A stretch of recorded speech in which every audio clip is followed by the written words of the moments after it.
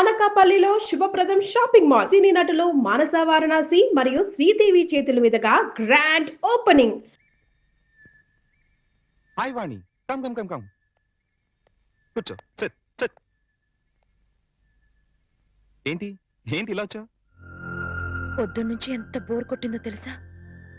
వాళ్ళకి ఫోన్ చేసి వీళ్ళకి ఫోన్ చేసి బీచ్లో కూర్చుని పిచ్చెక్కిపోయింది. I'm getting mad Prakash. ఈ ఒంటరితనాన్ని భరించలేకపోతున్నాను. నాకు వర్క్ కావాలి ప్రకాష్. సారీ, ఇంకా నీకు వర్క్ ఉండదు. ఉండదు అని ఫీల్ అవుతూ కూర్చునే కన్నా కార్లున్నాయి, బంగ్లాలున్నాయి, ఎంజాయ్. కార్లు కాలక్షేపానికి పనికిరావు. బంగ్లాలు ఒంటరితనాన్ని పోగొట్టలేవు. You have to adjust. ఒక్కరోజైతే ఉండగలను. జీవితాంతో ఇలా ఒంటరిగా ఎలా ఉండను? ఒంటరిగా ఉండడం ఎందుకు? మళ్ళీ పెళ్లి చేసుకో.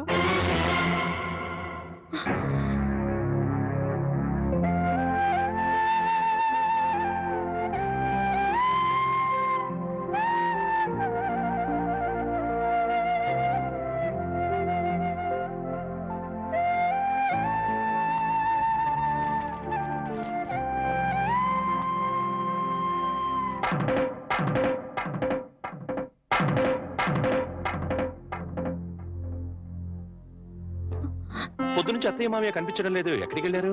వాళ్ళు సైన్స్ మాస్టర్ కూతురు పెళ్ళట. మీరు నిద్రలేచేసరికి వెళ్ళారు. సాయంకాలం వస్తారు. అలాగా? అయితే వాళ్ళ ఆఫీస్ డుమ్మా. ఇలా డుమ్మాలు కొడుతూ ఉంటే ఉన్న ఈ కాస్త ఉద్యోగం కూడా ఊడుతుంది. ఊడితే ఊడింది లేవో.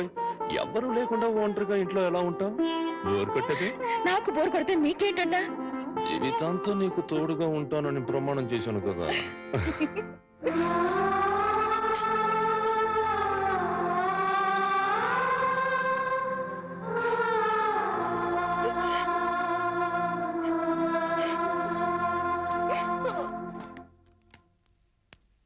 గురుజీ, ఉత్తరం రాసి పెట్టండి. నేను నీకు రాసి పెట్టమంటారా? నువ్వే రాసుకున్నాడు. నేను రాస్తే నేనే వెళ్ళి చదవాలి. అంత బ్యాడ్ గా ఉంటుంది మన రైటింగ్. రాయండి ప్లీజ్. చెప్పాడు, ప్రియమైన మామయ్యకు, ఇక్కడ మేమంతా క్షేమంగా ఉన్నాము, మీరంతా అక్కడ క్షేమం అని తలుస్తాను. రాశారా? తన పట్ల ఇక్కడ మేమంతా ఆరోగ్యంగా ఉన్నాము, అక్కడ మీరంతా ఆరోగ్యంగా ఉన్నారని తలుస్తాను. ఇప్పుడే కదా చెప్పావు, మళ్ళీ అదే ముక్క చెప్తావుటి? నీదొక మాయగోళ. మీరు రాయండి. ఇకపోతే నాన్నకు గుండెపోటు వస్తే అపోలోలో జాయిన్ చేశాను. అంతా ఆరోగ్యంగానే ఉన్నారని చెప్పావు కదరా. తమ్ముడికి కాలు విరిగితే మెడ్విన్ లో జాయిన్ చేశాను. చెల్లెమ్మకు అమ్మోరు పోసింది. మీకు హై బీపీ కదా, ఎలా ఉంది? అత్తగారికి ఉబ్బసం తగ్గిందా? బావమరిదికి టీబీ తగ్గిందా? ఇది చెప్పడానికి ఉత్తరం కూడా ఎందుకురా? All out, start immediately and Telegram ఇస్తే సరిపోలా?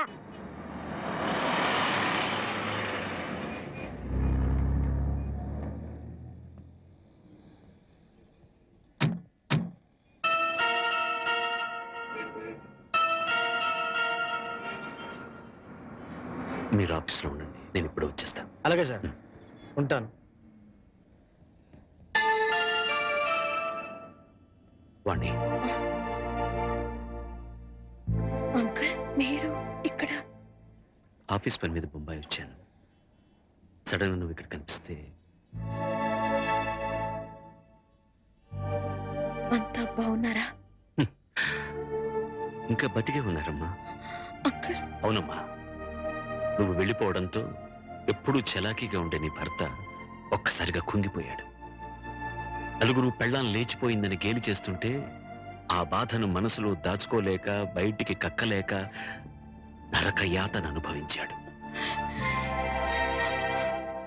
ఇక మీ నాన్న కన్న కూతుర్నే క్రమశిక్షణలో పెట్టుకోలేదు, వేలాది మంది విద్యార్థుల్ని క్రమశిక్షణలో పెట్టే అర్హత నాకు లేదని ఆ ఉద్యోగానికి రాజీనామా చేశాడమ్మా.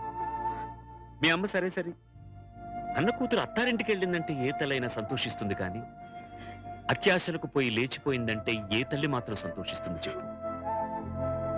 నిద్దట్లో కూడా నువ్వు గుర్తొచ్చి, నువ్వు చేసిన పని గుర్తొచ్చి తెల్లవార్లు ఏడ్చేదట. ఇక నీ బిడ్డ, వాడు ఆకలితో ఏడుస్తున్నాడు, అమ్మ కోసం ఏడుస్తున్నాడు, వాడు చెప్పలేడు, అవతల వాళ్ళకే అర్థం కాదు కదమ్మా. ఎందరు ఎంత అవహేళన చేసినా ఆ ఇంట్లో నవ్వుల్ని తన బోసి నవ్వులతో బతికించాడు. తన బోసి నవ్వులతో బతికించాడు. నేను తప్పు చేశాను అంకుల్. చెయ్యరాని తప్పు చేశాను. నన్ను క్షమించండి అంకుల్.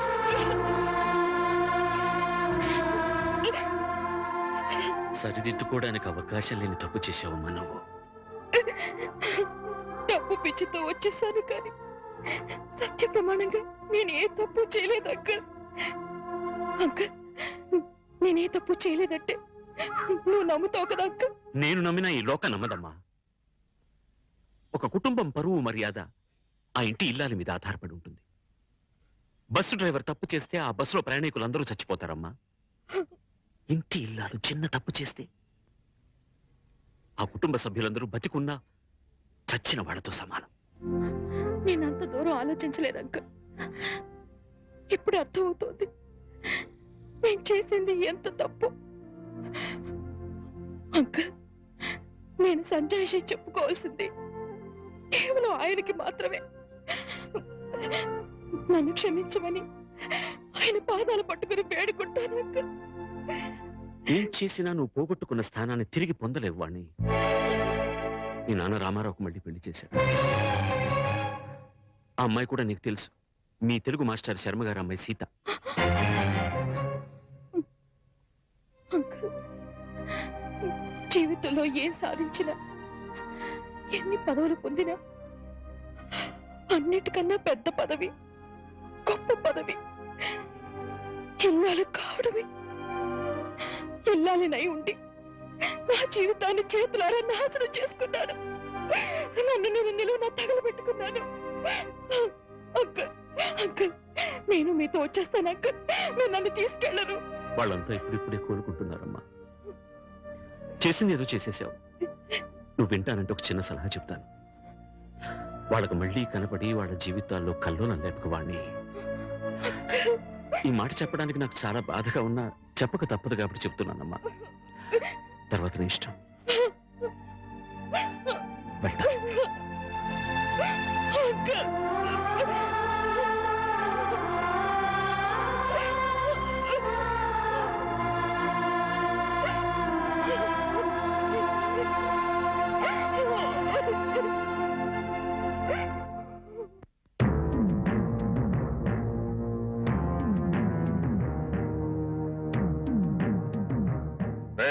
ఇంట్లో అద్దెకుంటు నువ్వేనా? నేను అద్దెకుంటలేదు. నేను ఇంటి ఓనండి. నువ్వే ఓనర్ గ్యారంటీ ఏంటి? నీకు ప్రూఫ్ కావాలా? అవును. నాతో రా.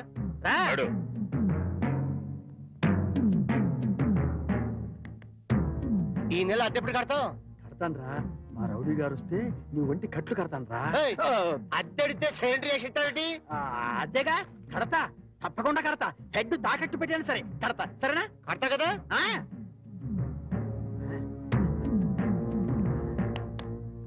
అంతే కదా, కడతావయ్యా. వచ్చేసావా? అబ్బా నన్ను కొడతావేందయ్యా? ఇల్లు ఖాళీ చేయనందుకు. ఖాళీ చేసిన నేను కదయ్యా, వాడు నేను ఓనర్ని. ఓనర్ ఎవరు, అద్దెకోరది ఎవరో తెలియదా?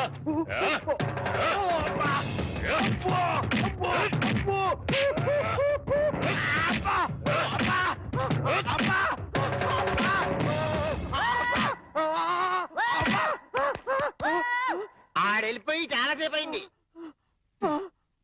మనతో పెట్టుకుంటే రంగు పడుద్ది. పడిందిగా. అది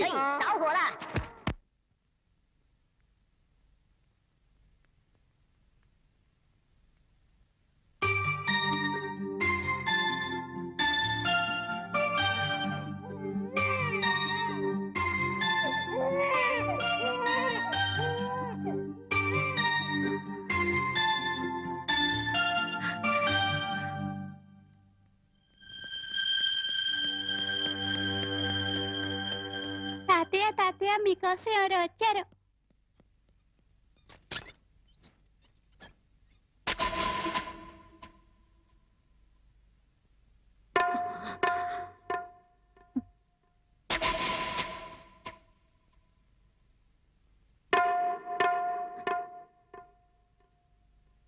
ఎవరమ్మా నువ్వు? చెప్పమ్మా, ఎవరు నువ్వు? నువ్వెవరో నాకైతే తెలీదు. ఒకవేళ మా ఆవిడికి ఎవరో తెలిసేమో, ఒక్కసారి పిలుస్తానుండమ్మా. పూర్ణ, పూర్ణ.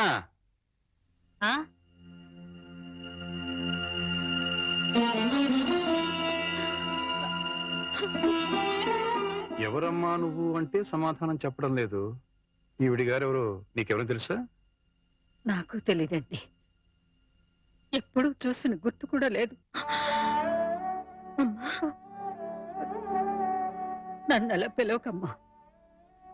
నన్నలా పిలిచే హక్కు నా కూతురు సీతకొక్కదానికే ఉంది. నీకేం కావాలి? ఏమిటే చూడబోతే ఆవిడ చాలా ధనవంతురాల్లో ఉంది.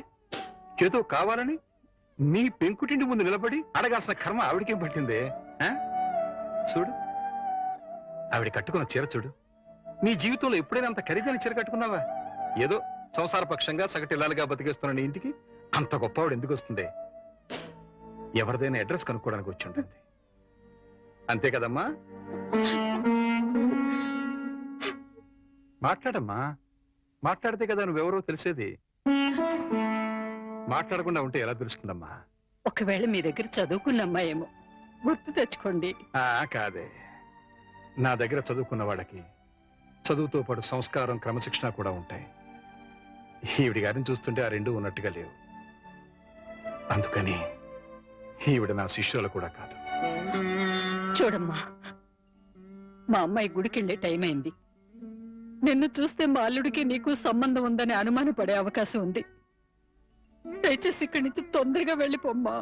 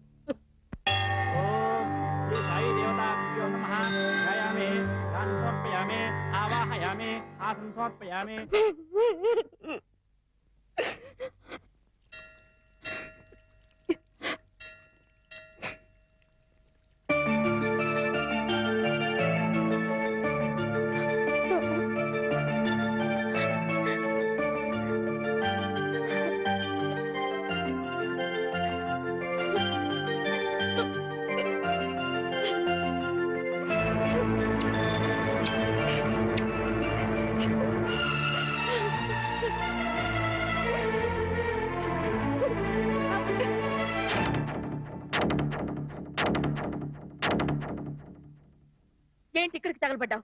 నా బాబుని ఎత్తుకుపోదావనా? మా ఆయన్ని లేపుకుపోదావనా? నా ఇంటికి వచ్చినా మా వారితో మాట్లాడినా నరికి పోగులు పెడతాను.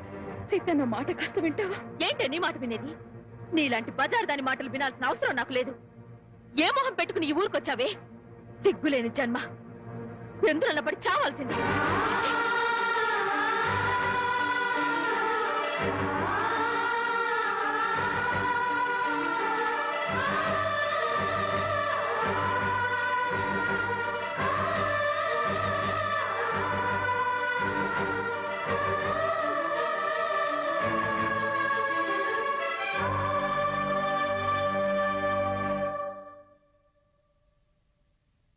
వాణి, వాణి, నువ్వు మా ఇంట్లో ఉన్నావని తెలిసి మీ అమ్మ నాన్న వచ్చారు. లోపలికి రమ్మని ఎంత పిలిచినా రావట్లేదు. నీతో మాట్లాడి వెళ్తామని బయటే నుంచున్నారు. నువ్వు వెళ్ళి మాట్లాడిరా.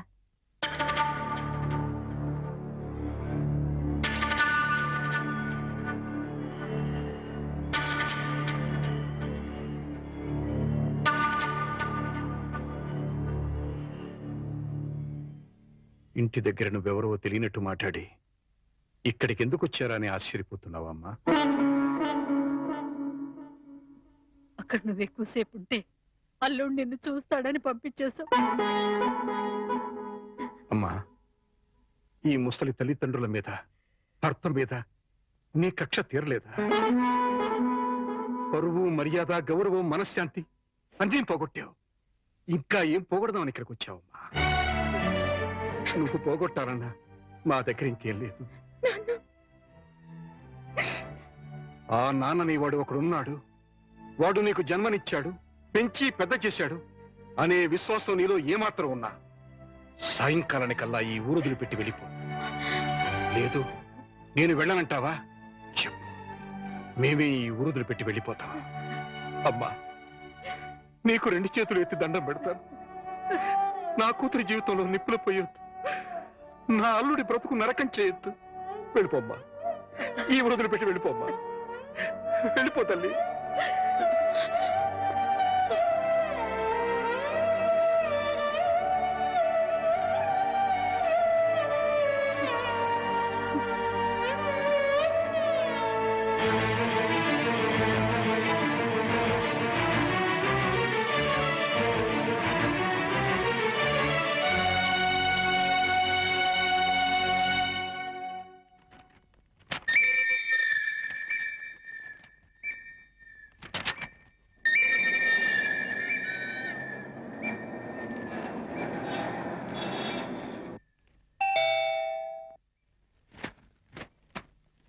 ఎవరు?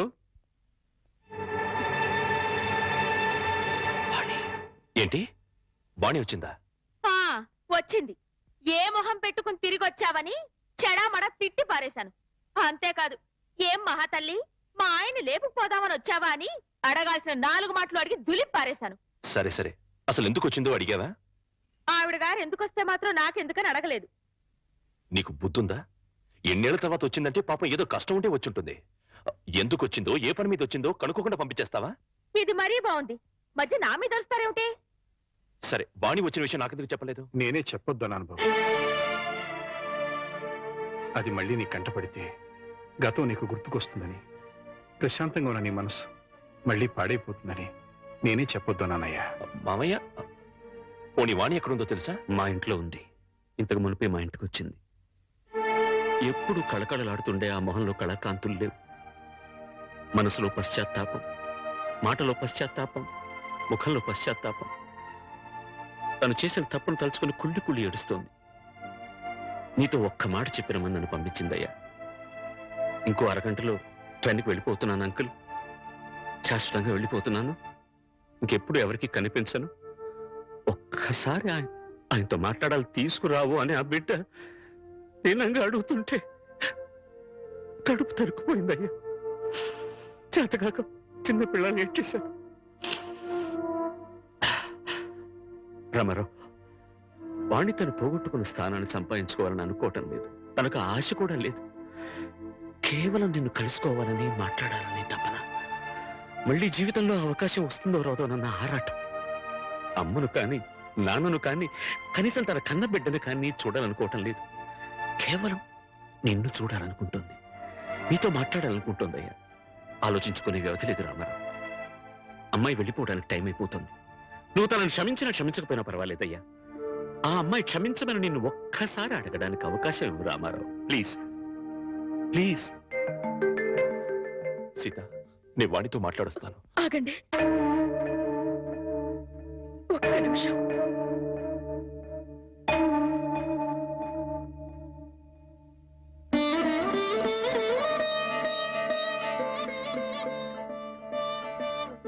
ఆడవాళ్ళు ఎవరొచ్చినా పసుపు కుంకుమ పెట్టి పంపడం ఈ ఇంటి ఆనవాయితీ. ఆవిడ మీకు చేసిన ద్రోహం గుర్తొచ్చి కడుపు మండి తిట్టొచ్చాను. ఈ చీర పెట్టి వీడుకోలు చెప్పి రండి.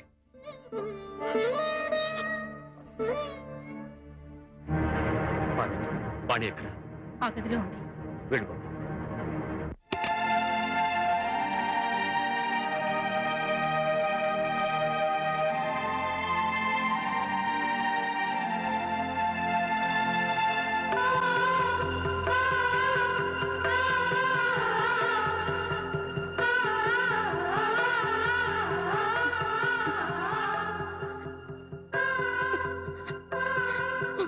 వాణి, బాగున్నావా?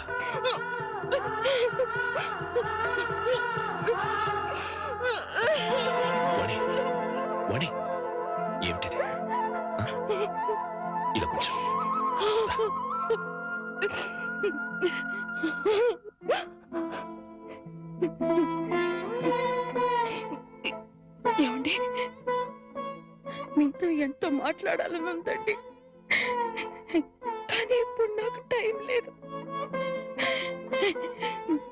నేను చెడిపోలేదండి, ఒట్టండి.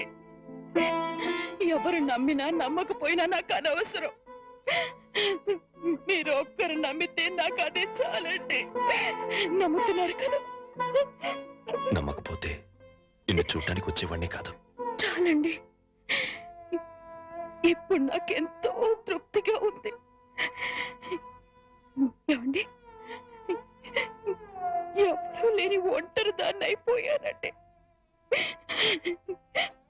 వెళ్లే ముందు ఒక్కసారి మీ ఒళ్ళో పడుకొని నాకు మీరున్నారనే తృప్తితో వెళ్ళిపోతానండి. ఒప్పుకుంటారు కదా?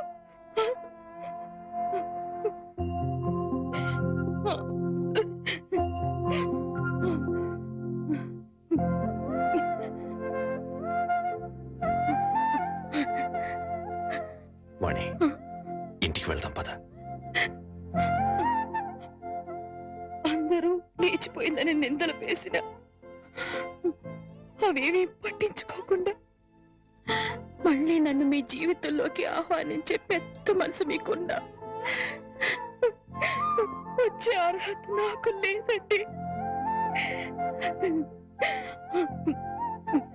కార్లు, బంగ్లాలు, నగలు, కోట్లు కావాలన్న పిచ్చిలో వాటన్నిటినీ మించిన మిమ్మల్ని వదిలి వెళ్ళిపోయానండి. నా జీవితాన్ని నేనే నాశనం చేసుకుంటాను.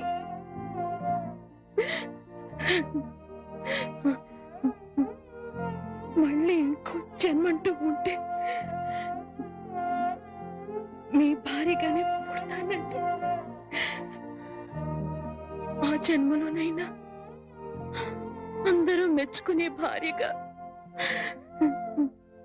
జీవితాంతం మీతో కలిసి జీవించాలని కోరుకుంటున్నానండి. ఇక హాయిగా వెళ్ళిపోతానండి.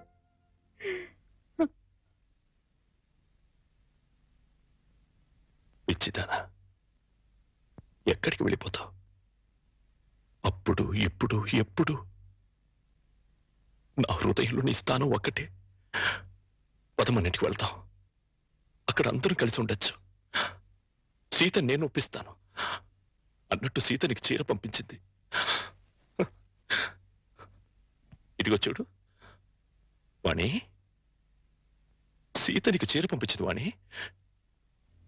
వాణి, వాణి, వాణి.